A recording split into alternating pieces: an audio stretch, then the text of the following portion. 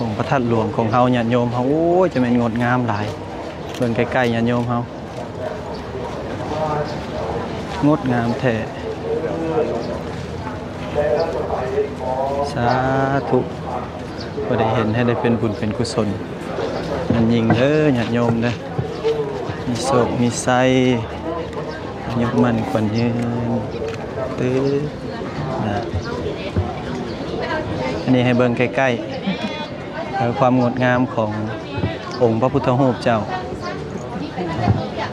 พระเจ้าองค์ทองโอ้งดงามเลยญาติโยมเฮาพากันอยู่ดีมีแห้งโชคหังโชคมีโชคดีมีไส้ปีใหม่เด้อญาติโยมเฮาทางมีร่ำรวยคำคูณสาธุอยู่ดีมีแห้งหมดทุกคนทุกฐานเด้อผู้ใดเห็นคลิปนี้ได้พดได้สงได้เห็นก็เป็นบุญตาสถานจนโยมเฮาได้พดได้สงก็เป็นบุญจิตบุญใจบุญกายให้มีโชคมีไส้ปีใหม่ฟ้าใหม่หมดทุกคนทุกฐานเด้อปีนี้ญาติโยมเฮา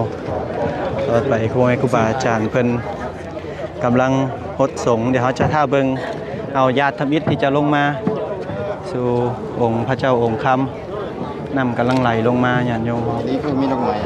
สาธุฝากกดไลค์กดแชร์ลงมาแล้วญาติโยมเอา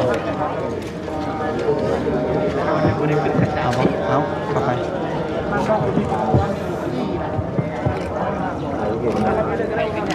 สาธุฝากกดไลค์กดแชร์เด้อญาติโยม